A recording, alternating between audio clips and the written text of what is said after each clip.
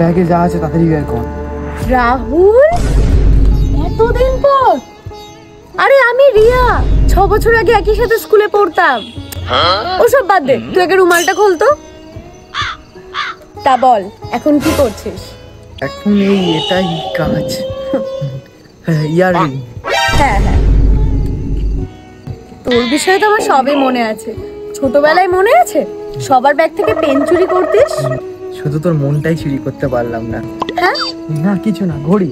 ও হ্যাঁ হ্যাঁ। আর বল, সাইডে কি করছিস? শুধু এটাই?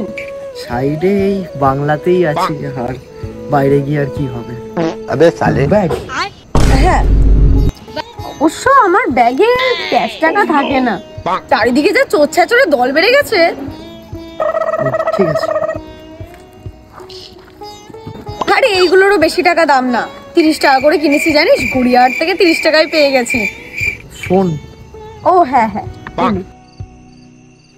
এই আমার বয়ফ্রেন্ড ফোন করছে, একটা মিনিট দাঁড়াও।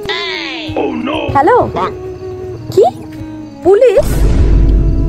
আরে তুমি কেন বলো তো শনিবার করে চুরি করতে যাও? তোমাকে তো বারণ করেছিলাম। আচ্ছা ধরো তো। আচ্ছা বলছি শোন না, আমার বয়ফ্রেন্ডকে না পুলিশে ধরেছে, আমাকে এক্ষুনি যেতে হবে।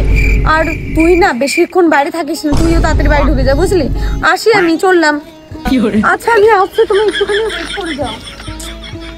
বিয়ে দিয়ে তো আর সংসার চলবে না।